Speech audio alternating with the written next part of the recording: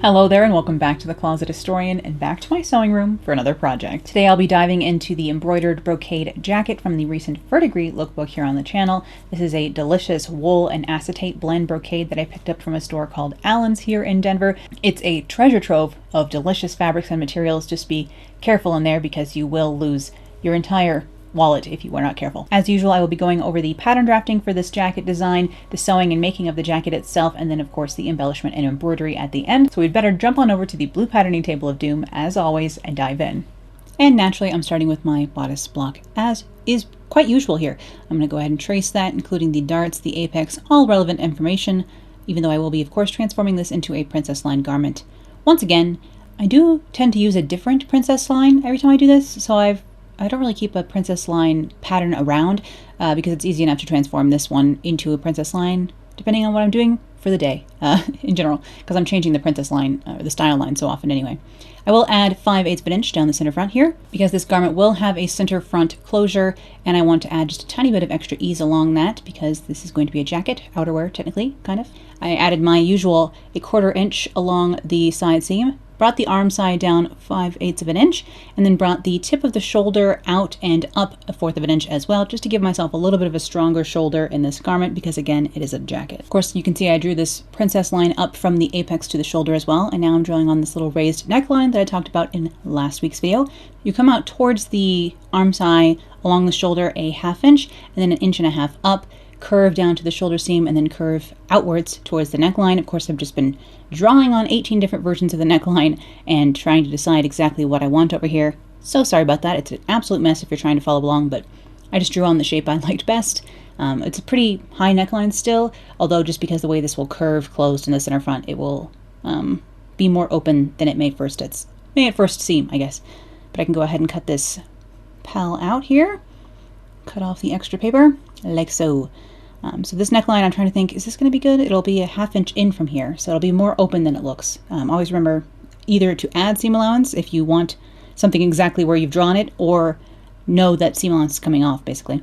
So I'll separate this along that shoulder princess line and get rid of my dart. We don't need that waist dart any longer, and I will go ahead and shift this side dart closed as well for my side front panel now that I have a center front panel and a side front panel, because of course we have just princess seamed this. Once again, I do have a video all about princess seams here on the channel, so if you'd like to see that, just search princess seam on my uploads page, and it will lead you right there, you know? Although, I do it often enough that most of my videos you see me do this in one way or another. Now right here down the center front of this piece, after I draw my notches in here, I'm actually going to add in 1/8 of an inch, right at the apex, right here, just because this piece needs to be a little bit longer. This is just something I do sometimes with my princess seams if I'm not going to do a lot of other modification. This just adds a tiny bit more ease on this front piece without having to do lots of steps. So just doing that real fast. Then I will add seam allowance to both sides of my new style line, of course, like so. 1/2 inch seam allowance as is usual for me. And now I have my Verdigris jacket 2023 front and side front. I don't know why I have a center front on the fold arrow on this when I will be not cutting on the fold, as the seam allowance would indicate. But, you know, habits. Now, of course, that's only to the waist, so I need to draft the jacket from below the waist. I'll be using my pencil skirt pattern for that. This is part of my basic block set. This is the basic skirt block, which is actually just a pencil skirt. So I'm going to trace the top of this, including the darts, to use as a base to draft the peplum portion of this jacket today. You can use the A-line skirt pattern as well, which you saw me do recently in the leather jacket video. I'm going to draw my darts in here. I'll add in that same 5/8 seam allowance along the center front here and grab my front pattern piece. I'm going to draw in or sketch in the 1/2 inch seam allowance along the top of the skirt and the bottom of the bodice pieces so I can line that up along the stitching line, like so. And by taping this down onto this skirt pattern, we've effectively eliminated that seam right here in the center front piece. So I don't need to have that seam anymore because it's not very curved, it's a pretty straight seam. I can just layer this shut and forget about it. Now this line I can just extend down because this lines up with the dart leg quite well. And then I can just decide how long I want this center front of my jacket to be. 7.5 inches down from the waist, it looks like, is what I went with. This was a couple of weeks ago now, several weeks ago now, so I don't exactly remember what all my measurements were. But make this about 7.5 inches long right here, and then I can cut out this little addition onto my center front piece here, like so. And since we just went through this dart mostly, I'll keep the rest of this tracing and just fill it in with more paper to use as the rest of my front peplum here. But now I don't have to have a seam at the waist in that front piece. I will still have a seam at the waist for the side front, but I don't have to have one for the center front. Once again, I'll sketch in that seam allowance for both the skirt and the top here. This dart, of course, needs to close for that to match up along with the waist seam of the top there. I'm just going to use the front piece here to see how long that peplum needs to be. 8 inches here and 8 1/4 along the side here. I am going to add that same 1/4 inch that I added along the side seam to the bottom piece as well, of course, for them to match up. And I will flare this a little bit additionally at the side as well, just so that it kicks out along my side seam of my body, as it were, a little bit there. And I'm going to draw a line down from this dart. I will close the dart in this pattern piece, and I'll leave it actually in the back. So in the front, it doesn't create a ton of flare. So I'm just going to draw in the hem of this real fast here and put it in some seam allowance along this other edge, because I will need that in order to sew everything back together, of course. Like so. Cut this out, and then we will close the dart. Basically turning this into an A-line, because right now it's still part of the pencil skirt that we had traced, but to make an A-line, you just close the darts of the pencil skirt. You can see my A-line skirt video for that tutorial, which I can link in the description below. But I'll just tape in some paper down here, and now instead of a dart, this is just a little bit of flare at the end of my tiny little skirt. The skirt of my jacket, as it were. Side front peplum. Verdigris jacket 2023. There we go. Make sure this lines up and nothing got screwy. Perfecto. Alright. Now this jacket design does have a double peplum along the sides, or a little bit of a layered peplum going on here. So I need to trace a copy of this peplum pattern that I just made, or at least the top bit of it, so that I can make the top layer of the peplum, because this is going to be the underlayer, the longer layer. I'm going to make a little short one that sits on top of this. I'm going to make this about 3.5 inches tall, so just go ahead and sketch that out. Like so, and then I will just flare the side a tiny bit more, a good 3/8 of an inch, just so that it kicks out and holds itself a little bit away from the under peplum. So if I line these up, you can see this will kind of cup over the first peplum a little bit, hopefully. We'll find out later if this worked. Front peplum, top and under peplum. So we have 2 layers of peplum for the sides, not at the center front, just at the sides. And the same will go for the back eventually as well. And I can start drafting my back pattern here again using my basic bodice block. I will trace the back of that, and again, draw my dart in and make the same modifications I made to the front. So adding that 1/4 inch along the side seam, bringing the arm side down 5/8 of an inch, and blending that in with a shoulder seam that has been tipped up and out a 1/4 inch. I'll grab the curve of the neckline from the front piece here, just to copy that along the shoulder seam, and then I'll bring that back out to the center back and bring it down 1/4 of an inch at the center back, like so. Just make sure everything's lining up, and then I have this yoke drawn in here across the back that is a curved yoke, as you can see, and then I'll separate this into a princess seam as well. So lots of techniques you see me use pretty often here, but I've never done I haven't, at least not for a while, done a jacket that actually closes in the center front as opposed to overlap, so this is the first time I've done that in a little while. I'm really pleased with actually how this jacket pattern came out. I can't wait to use it again. But add seam allowance to that yoke. Verdigris jacket back yoke. This will cut along the fold, and this will cut along the fold as well. I can separate that back into its princess seam by cutting away the dart. And again, I need to add seam allowance along that back princess seam, that back style line, so that I can sew these pieces back together. Like so. So simple modifications for the back here, just separating it into 3 pieces, like so, and eliminating the dart. And then I'm going to do the same sort of things that I did for the front peplum for this back peplum. So again, grab some scrap paper, tape it together, try and use up as much of my scrap paper as I can, and grab my back skirt pattern, trace that, trace the darts, all relevant information that we will need, tracing that center back, and tracing those darts. I'm going to leave the dart in the side back of the peplum here, so you'll see that, but I will eliminate this first dart closest to the center back, like so. Alright, I'm going to add my center back seam allowance onto here so that this will close at the center back, because this piece will be cut not on the fold, I guess, because I want to have a tiny little bit of a slit in the center back. Once again, adding the same sort of modifications along the side, flaring that a tiny bit, adding that 1/4 inch that we added to the side seam for the bodice pattern down to the skirt here as well. And I'm going to make this a little bit longer than I made the front peplum at the center back. I am just making these decisions, you know, on the fly. I'm not thinking too much beforehand about a game plan, just because I've been doing this for so long at this point. So I kind of just go with the flow when I'm over here.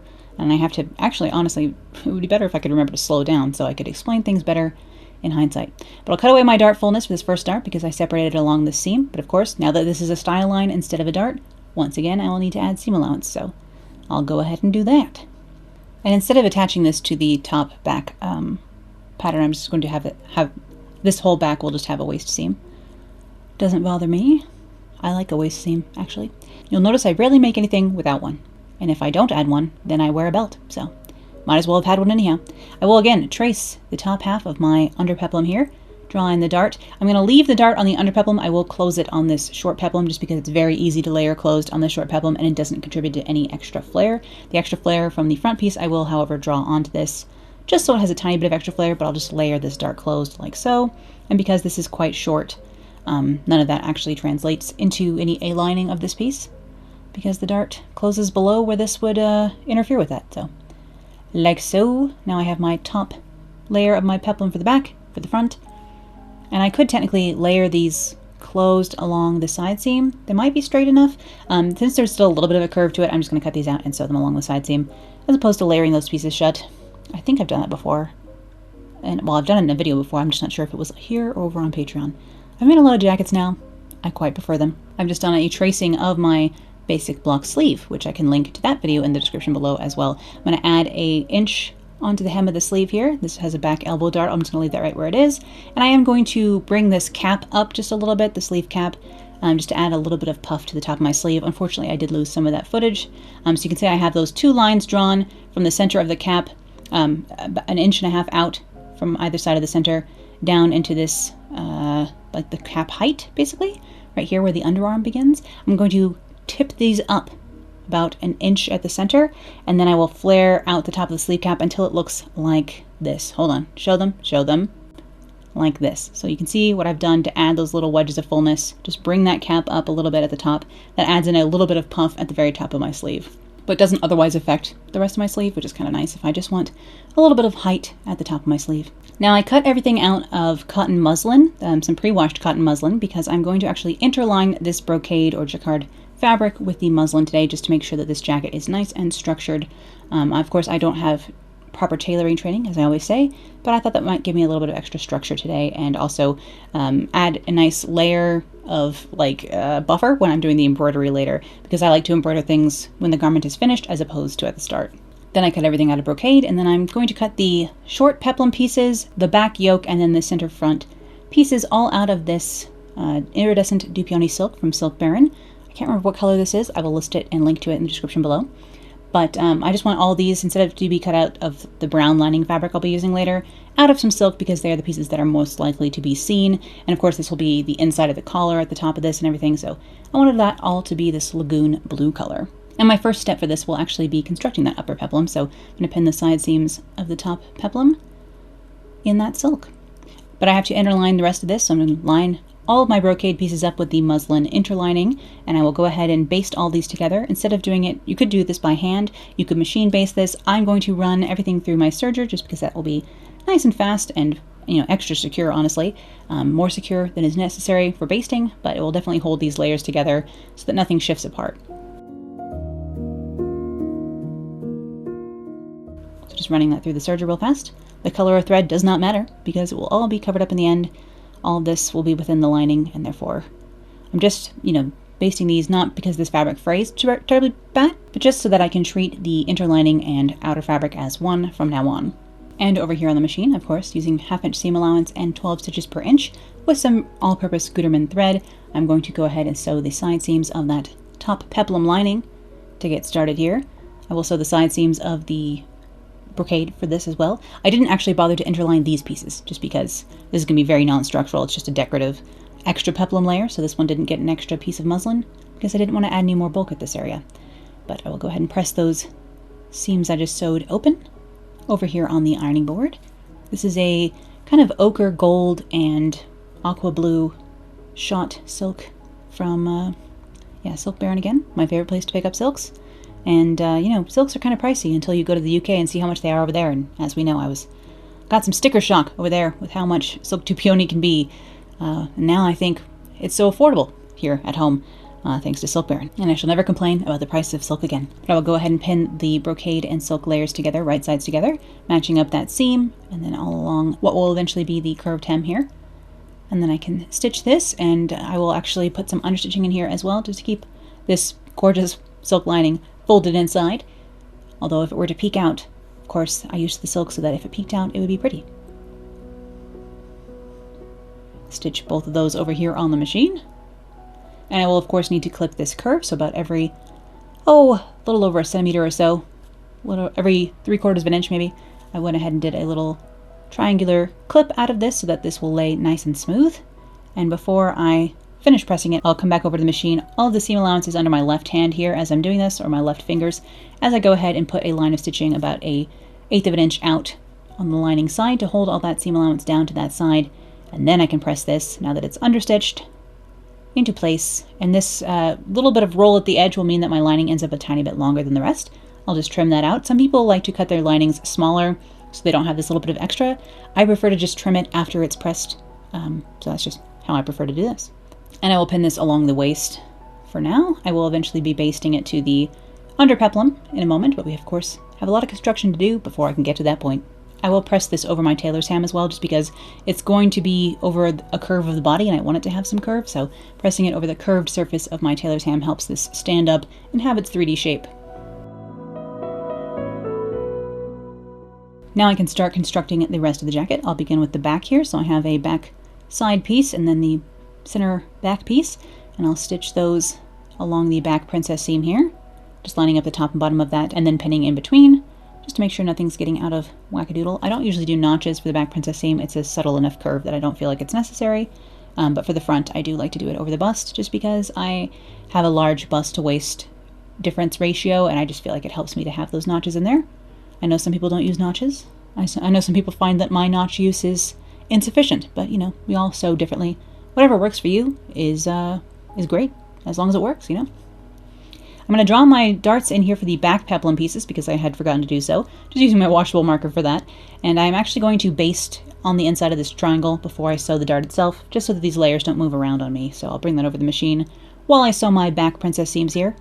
I'll be switching back and forth between the ironing board and the machine, pressing my seams in between each round of sewing, and pinning as much as I can in between each round so that I can do these sort of things in batches at the machine, batches at the ironing board, as much as possible. Again, I'm just going to run some stitches in the inside of this dart area so that these layers don't move apart on me when I start to go and pinch and pin this dart. Take my pins back out of there. Yes, I sew over my pins. If you're new here, hello, I'm so sorry. You know, do as I say, not as I do necessarily, you know? Maybe don't even do what I say, you know. This is just one person's process. There are a million ways to do things in sewing, and again, yeah, whatever method works best for you is the method you should use. I'm just going to pinch and pin my darts like so, and I can go ahead and clip over the curve of this center back seam, and then again give this a press. This fabric presses quite well. It's nice to be using a acetate and wool blend brocade for once, as opposed to a full polyester and lurex brocade. Obviously there are lurex threads in this still. That's what's giving us this gold sparkle here, but I'm used to all polyester and lurex blend brocades. I wish I could find acetate wool blend ones more often, although this did come with a heftier price tag, so perhaps it's best that I do not. But now that the lower back of my jacket is together, I can go ahead and find the center on both that piece and the yoke, line those buddies up, and line my curved yoke up along this. No trouble having it be a curve. If you make it any more of a shape than this, you might have a little bit of trouble lining this up nicely, but this curve is subtle enough that it doesn't really make a huge difference in sewing as compared to having a straight across yoke. You see me use yokes a lot. I like them, you know. I like them in shirts, I like them in jackets. Of course, I make more jackets than I make shirts. I'll go ahead and sew my darts for that back peplum over here on the machine. I always start at the large end of my dart and sew off the tip, and then just tie the threads at the end shut. That's just how I was taught in fashion school and how I've always done my darts. It's always worked for me. I've never had one come undone, so, you know, knock on wood. With my yoke sewn on, I can go ahead and clip that curve as well, and again, press that seam open. If you're looking very, very closely during this video, you will notice that the center back portion of this jacket I cut with the opposite side of the fabric facing out. I think it's supposed to be the mostly tan is the outside of the fabric and the mostly teal is the inside of the fabric, but I cut most of this jacket with the like predominantly teal side of this fabric out, and then I think it's fully reversible. This fabric is very pretty on both sides, but then I just reversed it for that center back piece just for, again, a tiny bit of visual variation. I'll go ahead and press my darts in that back peplum piece. I also then just cut down the center of my dart and trimmed it off, just graded that a little bit because it is a little on the bulkier side with 2 layers of brocade and 2 layers of muslin in there. So just trim that down a little bit carefully and press that smooth until it behaves, basically. Continuing on with the peplum or skirt portion of this jacket, I will go ahead and sew the under peplum layers, the front and back together along the side seam for both the left and right. Let's go ahead and pin those, stitch that over on the machine, come back over here. This is a subtle curve, so I didn't bother to clip it just because this fabric, being natural fibers, is pretty malleable. I didn't need to clip the subtlest of curves, so this worked. All right, leaving this one unclipped. Again, the more comfortable and familiar you are with sewing projects like this, the more you will get the feeling of whether or not a curve needs to be clipped. Always err on the side of clipping, because you would rather have something be smooth, honestly. Like, I could clip this. I'm just, saving the world's most minuscule amount of time by not doing it. I guess so. I will now line up my over peplum, my little baby peplum, over the full bottom peplum layer, like so. And it's just flared a little bit extra so that it kind of sticks out here at the side. Just gives it a little bit of extra texture, a little bit extra 3D form going on here. I'm just going to layer those along the waist seam, making sure that the side seam is matched up, of course, and in the front and back as well. This is going to get sewn into the jacket, so all of this will be encompassed later on, but I will just baste these layers together so I don't have to worry about them moving around on me when I get to that step. Like so, quickly over here on the machine. No problem. And then I can go ahead and sew the last peplum piece, or like lower portion of the jacket piece, which is the center backs here. Stitch those on along the side back princess seam, technically, of the peplum, as it were. It's quite straight, as you can see.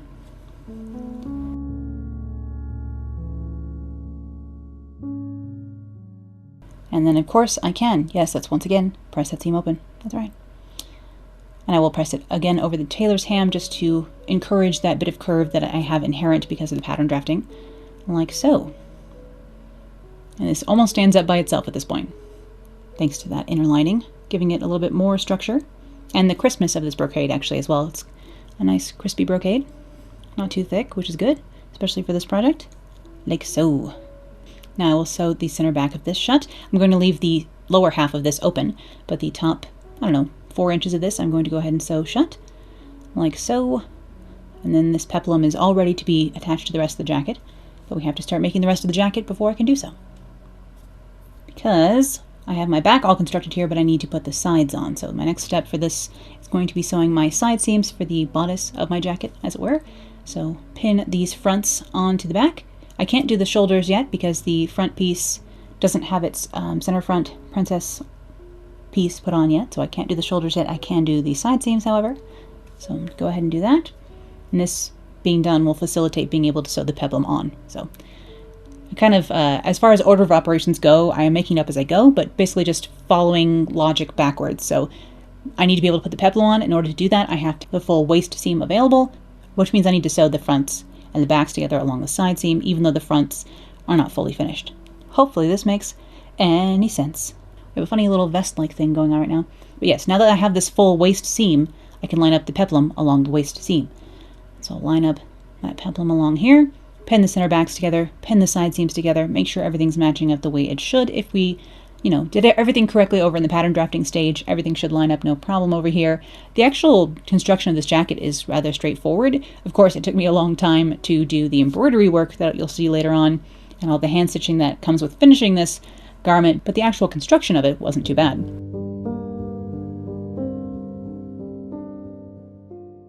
Once I have that peplum pinned on, I can go ahead and stitch that over on the machine. This is why I basted the peplum layers together beforehand, just because it makes it easier to not have to worry about anything coming out of the correct layered sandwich that I have going on here. And I do want to use this pattern again, especially because it was quite straightforward to put together. So, although I do want to embroider the jacket again. I was so happy with the way this jacket came out before I got to do the embroidery, because it was actually a couple of weeks between when I finished the sewing of the jacket and when I got to start the embroidery, just because of my schedule. It was so nice and crisp when it was all done. I almost didn't want to put embroidery on it, but then in the end, I'm really happy with how it came out. So I'm glad I did, but this jacket, I think this design stands on its own as well, without the need for embellishment. But we always know that I usually feel the need for embellishment. I love adding some embellishment.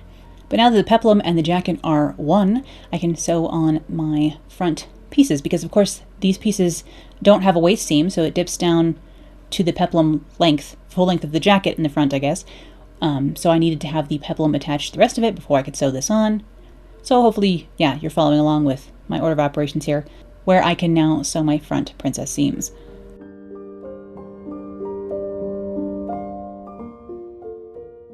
And I will, of course, clip over the bust here so this lays nice and smooth. This is the curviest part of my whole jacket right here. Over my bust. I'll put a couple of clips in at the waist as well because it curves quite dramatically there as well. And then I will press this all open.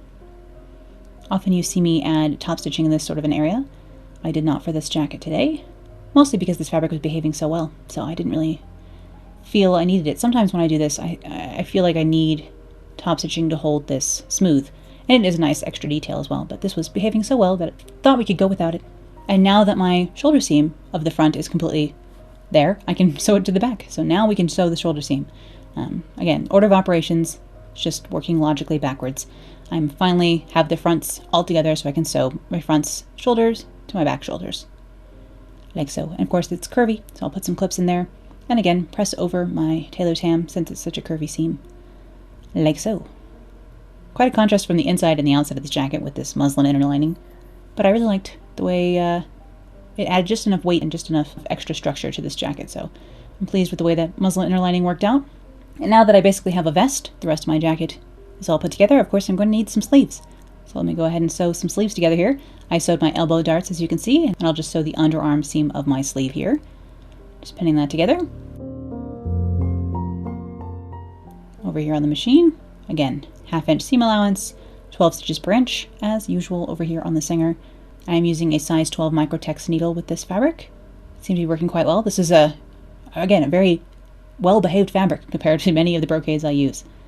A lighter weight, less lurex going on, acetate always behaves the best of all the thermoplastic fibers, I find. It's actually like almost a kind of rayon. It's made out of recycled wood as well, I think. It goes through probably a ton of chemical process before it becomes a fiber, but it is one of those ones that it's not fully thermoplastic, I think, again. I did put a tiny bit of gathering stitching in the top half of my sleeve cap as well, because it is going to have a little bit of puff here. So I'll set in the bottom half of my arm side here. You can see I'm setting the sleeve into the arm side, and I'm going from matching the underarm seam to the side seam, and then making my way up from there on each side, and then I'll just gather the sleeve cap down to fit in, which is really why it's nice to have a tiny bit of puff in your sleeve, because you don't have to worry about this fitting perfectly in some ways, because it's supposed to be a little bit big. There's supposed to be a few puckers at the top of here. It's all part of the design. If you can't get something perfect, at least make it look intentional, and then it doesn't look like a mistake, you know? Which in this case it wasn't. It was all planned from the start, but if you ever have a sleeve that's too big to go into the arm side, make sure the puff is at the top. Everyone will think you just did puff sleeves, you know? No one needs to know. And I will set that sleeve in over here on the machine. You can see while I'm doing this that I kind of go in stages. I sew as much as I can, and I'll leave the needle down in the project, pick up the presser foot, and move as I need to, just to make sure everything is smooth under the needle where I need it to be. And now we really have a jacket going on. You also may have noted that I didn't interline the sleeves, just to conserve muslin at that point. And because I didn't want to add them too much bulk to the sleeve, because when I'll be moving and bending my arms around, I would rather it be a little less stiff, just for comfort reasons, honestly. I'm going to fill the arm with steam and then press my tailor's hem in here to get this nice and smooth. Like so. And because this is curved, I did clip the underside of the arm side here, just again, for a little bit more extra comfort along that seam when I'm wearing this jacket later. But at this point, I can go ahead and insert my lining. I'm going to be bag lining this. I use the same exact pattern pieces, cut everything out of the silk and this lining fabric, put everything together in the same exact order, like so. And I'm just going to slip this together, right sides together, slip the jacket inside of its lining, and then I can pin all along the outside edges of this and bag line this whole jacket, as I am often likely to do, as we know. Unless this is your first video, in which case, as I always say, I'm so sorry you've arrived on such a chaotic human. Sorry about that.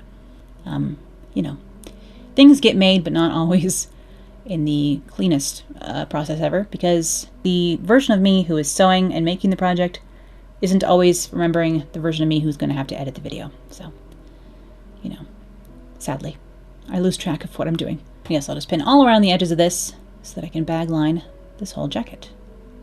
This is a rayon lining from moodfabrics.com, by the way, this brownish golden color. It's kind of slightly iridescent.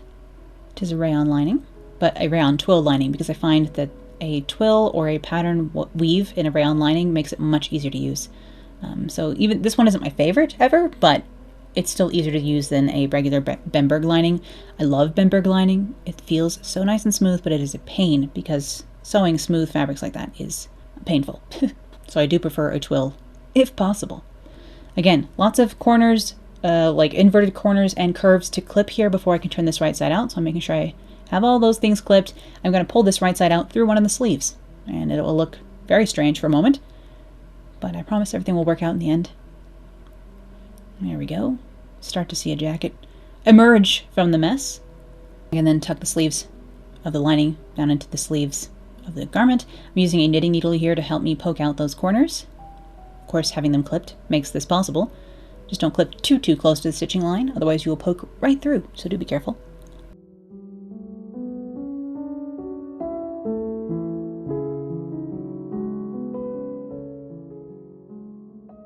And you could actually slip some understitching in all of that beforehand before doing this. I'm going around and ironing everything, but I know I'm going to put a line of top stitching around the outer edge of this, so that will hold this in place no problem.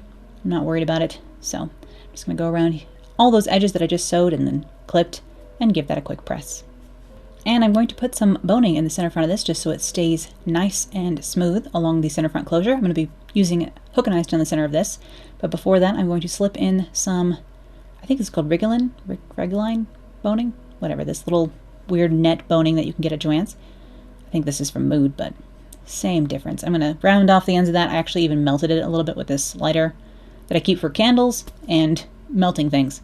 Melting wax and melting anything else I need to melt. The ends of ribbons, the end of boning.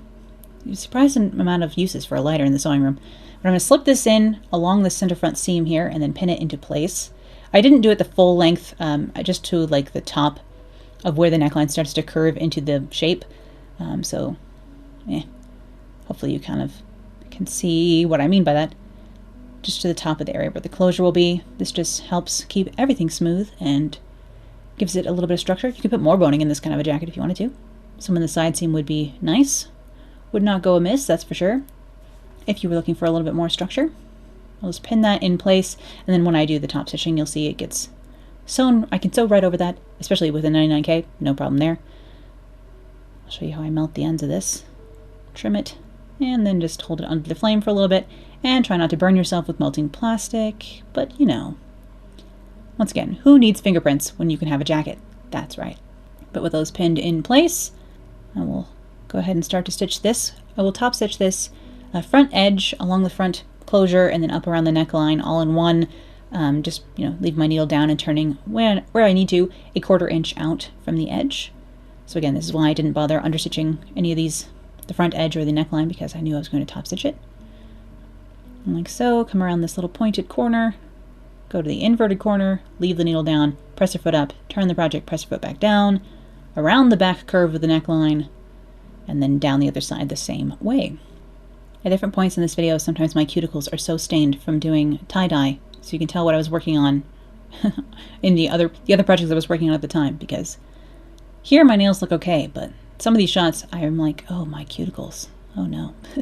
Because my nails get completely destroyed when I do tie-dye because I don't always remember my gloves when I'm washing that stuff out. Oops. So forgive me if my manicure is ever an absolute mess. It's because I do too much crafting, and that's a fact. I'm going to interface a piece of the brocade and grab a spare piece of silk as well. This is about 3 inches wide. I'm just going to do a little strip that will sit behind, I'm going to hand stitch it down, sit behind the closures along the center front of this jacket, just to make sure that there's not a gap down the center front, and that it's all this fabric that you're seeing, basically. So I have a little strip of this. I'm just going to hold up the jacket to that, make it, I don't know, it's probably finished 11 inches long, this little strip. Again, I'm doing it on the fly. I didn't even make a pattern piece for this. I just made it after I had most of the jacket together and thought, oh, it'd be nice to have a little like modesty strip or like panel behind the hook and eyes, and threw it together real fast. Instead of boning this, I did the interfacing, by the way. That's kind of the idea there. I'll clip my corners and turn this right side out now that I have it stitched together. Just making a little rectangle. And I will press that into submission, as I always say. Like so. So I have this little ribbon with the brocade on one side and the silk on the other. And I'm going to have that live behind my hook and eyes here. It's still too long. Wow. Okay, maybe this was only like 8 inches when I was done with it. Again, this was a couple of weeks ago, so this is refreshing my memory as I go here. Alright, so I put 6 hook and eyes down the center front of this garment from about the waist up to the end of the neckline, and this little piece I just made here, I'm going to tuck along the eye side of the hook and eyes, and I'll just actually whip stitch this down to the lining like so. I'll fill it down in there, basically. That way none of the shirt I'm wearing underneath this peeks through. Basically just wearing a little Uniqlo undershirt underneath this in the lookbook. Probably what I'll stick to. I like a thin t-shirt or undershirt underneath my suit jackets often. Just if I'm not planning on taking it off during the day. Keep things thin and comfortable. And then of course it was time to start embellishing this buddy. And I had some very fun web-like lace I'll show you in a minute, but I also knew I was going to want some cicadas, and there was no surprise there.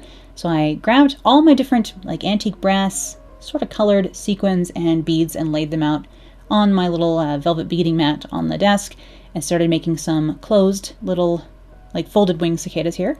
I just filled in the center of this with different sequins and beads, trying to give it a little bit of a mechanical look, of course. From far away it just looks like a bug. Once you get up close you can kind of maybe it looks a little bit circuit boardy or a little bit mechanical, just because of the layering of the beads, I suppose, and using square shaped beads. I had some really cool sequins that I used on this project, some that look like corrugated metal, that I picked up from a shop on Etsy called Idea to Sequins. It's a shop based in India, so it does take a while to get supplies from them all the way here in the US. But in my opinion, the unique styles of sequins they have available makes it worth the, I don't know, 6 to 8 week wait. Usually it takes at least a month to ship, and then the shipping itself takes about a month for it to get here. So it's anywhere from 6 to 8 weeks, I would say.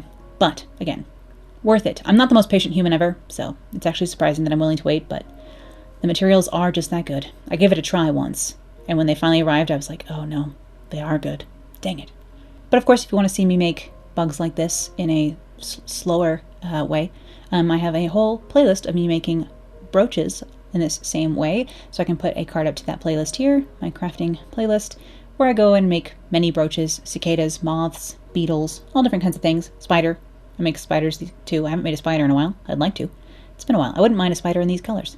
And actually, these bugs for this jacket was the first time I ever used broad plate, which is a type of gold work thread that's like a very thin, like 1 or 2 millimeter wide, thin piece of metal foil, almost like foil wire that's flat.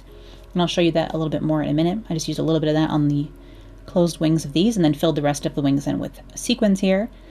So again, all the methodology for how I put these bugs together can be found in my other videos. I just, if we took as much time on these bugs as I do on my bugs normally, we'd really be here for hours and hours and hours. And we can see at this stage when I'm doing this, I have shot some of the lookbook because I have nail polish on. And seeing as it's the day after I put the nail polish on, it's already chipped because it's me. And that's why I don't normally do my nails, because they get thrashed. I do tie-dye, I bead things, I sew. Things get chipped and ruined very quickly. Just deciding on which sequins to fill this in with. Sequin work actually is quite fast compared to the rest of this, so and like deciding what to do for the little bodies and trying to make them kind of mechanical looking was taking me a little bit of extra time, which I didn't really have for this project, but I did delay the lookbook a little bit from when I originally had scheduled and planned for it to come out, because I wanted to take my time with the embroidery on this, and did want to spend, I think it was probably 2 or 3 days embellishing this jacket in total, as opposed to having to do it in one day, which is what I did for the stays garment, so we'll get to that next time.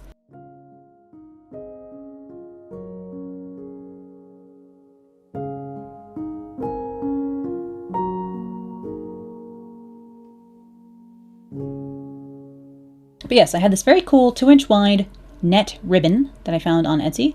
Here's another of my open wing cicadas. We'll get to that buddy later. But I was cutting sections of this ribbon and layering them on the back of the jacket where I thought that they would look best. I put some of this on the front as well.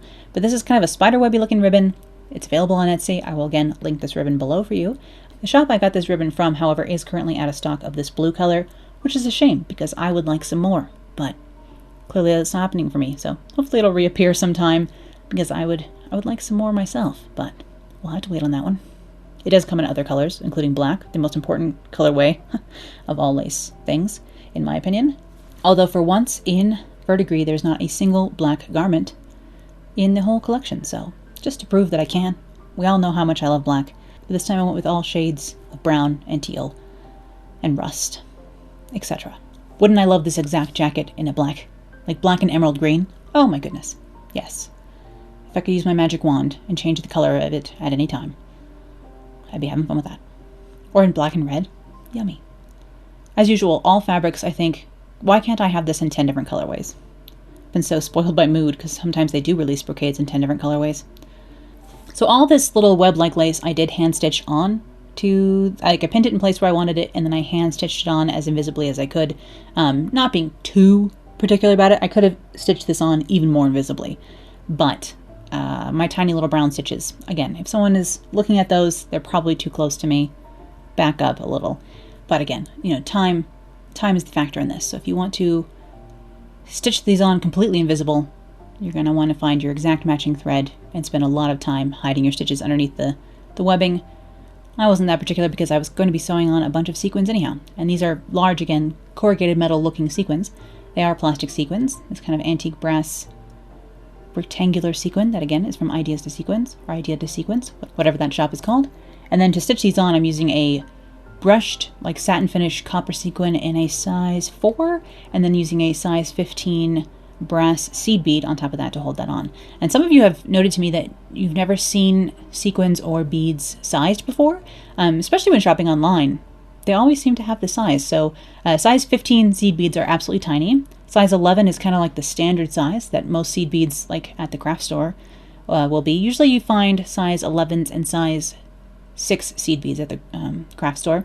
I know Joann's has a couple of size 8s, but it goes opposite. The sizes are opposite to the numbers, so the higher the number, the smaller the seed bead. So that's just how that kind of goes, which is not true of sequins. Sequins, the smaller the number, the smaller the sequin. So in my stash, I have size 2.5 millimeter sequins all the way up to size 10, and those are kind of by millimeter, so it makes a little bit more sense what's going on. So like a lot of the sequins I'm using here are 4 millimeter sequins, so they're 4 millimeters across, and that at least has some logic to it as compared to bead sizing, which I don't really understand how it works. But I've also never looked it up, so, you know. But I'm using mainly antique brass colored beads and sequins for these, and then obviously bringing in the teal and the aqua as well. But I wanted to have a hint of the copper color I was using in the rest of the lookbook with this as well. So for sewing on all the antique brass sequins, I used a brushed copper sequin to incorporate that color in as well. And again, I'm just making this up as I go along, seeing what looks best as I go. Stitching with these rectangular sequins, a lot of satin finish sequins, so they're not fully metallic. They have a bit of a matte finish to them. They're still like catch the light, but they don't shine in the exact same way. I like different textures of sequins, sizes of sequins, shapes of sequins.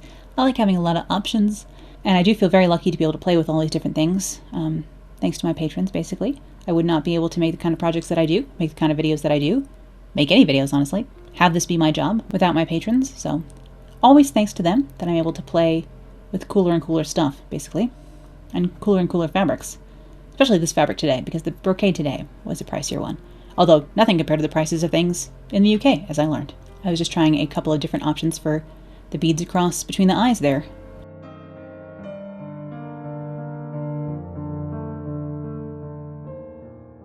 Just deciding as I go. I was thinking, do I want to use a different color broad plate for this? No, I'll stick with this light aqua blue color.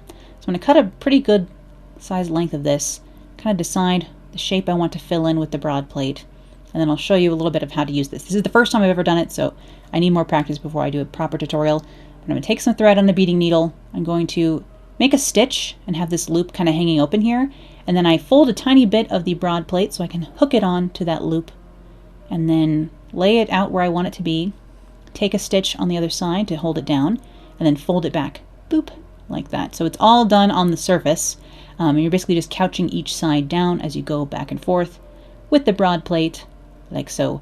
You can do this with padding underneath. Of course, here I just have the felt like I normally do, but I could, of course, have done this directly onto the jacket as well, as opposed to doing the bugs separately and then sewing them onto the jacket, which is what I did. What I like about doing the bugs separately is it means that I can hold it up to the jacket and really decide on the exact placement I want, like later on, so I don't have to decide before I embroider things, like before I embroider them onto the jacket. And if I don't love the placement after it's on the jacket, there's nothing I can do. Whereas if I embroider the bugs separately, I can position them in different places on the jacket and really decide exactly where I want them once they're already finished. So hopefully that makes sense. That's why I tend to do embroidery after the jacket is finished as well, just because I have better control over the placement of things, I guess. And as I'm stitching down this lace and everything to the jacket itself, I'm only taking stitches into the brocade layer. I have that muslin layer kind of as a buffer in there, so none of these stitches are going to show on the inside. None of them are going through the lining, so just something to keep in mind there. And once again, same with this lace, like applique down on here. I can decide exactly where I want it. Now that the jacket is together, I could try the jacket on in between placing stuff and decide if it suits me, I guess, in some ways. Or if I'm happy with the placement before I stitch it on, as opposed to having done all the embellishment beforehand, which is how actual couture everything is made.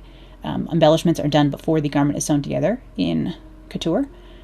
But in my house, my couture house, I do embellishments post-construction, just so that I have more control, basically. If I could do like a bunch of mock-ups in life and really plan things out. But I don't leave myself enough time for that kind of thing in my life. But just stitching on a bunch, well, hundreds of these large rectangular sequins in that same fashion, rectangular sequin with the two copper sequins on either side, holding it down, and beads holding them down over and over again all over this jacket. Sometimes in sets of twos, both along a horizontal and vertical plane like this, randomly all over the jacket as if they've been sprinkled there by magic. And here are some still photos so you can see the detail of all of this finished here on the dress form, well, the display form, as it were, out here on set with tons of light on it since people always want more light, and I'm not usually willing to give it to you, but today I'll make an exception. And here's one of the open-winged cicadas. Again, same sort of method, just putting out all my gold and teal options in front of me and just smashing them all together onto a little cicada. I did make a cicada here on the channel recently, if you'd like to see a brooch version of this kind of thing. There are two full-size, like open-winged cicadas on the back of this, and then two closed cicadas on the back, just kind of randomly placed. I was trying to make this look a little bit like that fusion of, like, kind of arts and crafts era, where it's between Art Nouveau and Art Deco, a little bit Klimt-y, as it were, if you know what Klimt paintings look like. Kind of that sort of asymmetry, a little bit blocky asymmetry here. I did do a little spider on the back of this jacket as well, just because I needed something else. I had the two closed cicadas, the two open cicadas.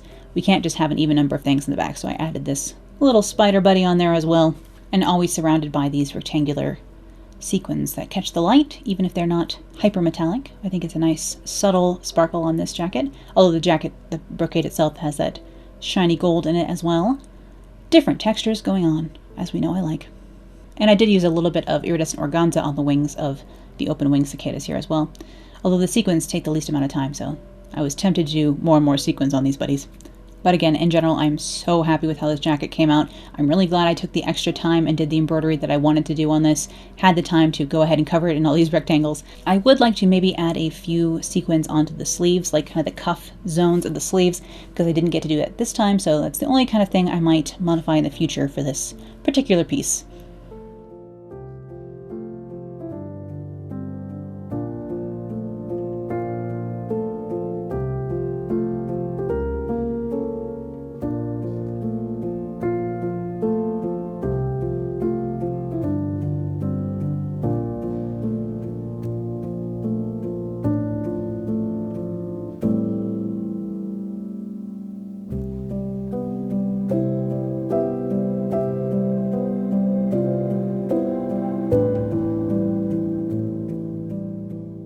And the only bummer about this project is that I might have to wait a little bit before I get to wear this suit out and about, because a wool blend suit in summertime is not exactly the most ideal situation. It's going to get warm here soon, although it has been quite rainy recently, so I might have a good little window here in the next couple of weeks. I'm already excited to use this jacket pattern again. I already have a couple of different ideas in mind, looking at fabrics in my stash where I could use this pattern. Of course, I don't really like to repeat myself like that on the channel, so let me know if you'd still like to see a project like that, or if you just want to see like the finished results over on Instagram. I always feel bad filming the same design more than once here on the channel, although you have seen about 1,000 of my wrap back tops, so sorry if you're tired of those. I'm not tired of them yet, as we can tell. But I hope you enjoyed seeing how this project came together today, and thank you so much as always for watching. I'll be back with more sewing, vintage fashion, costuming, and crafting real soon, so I'll see you then. Bye!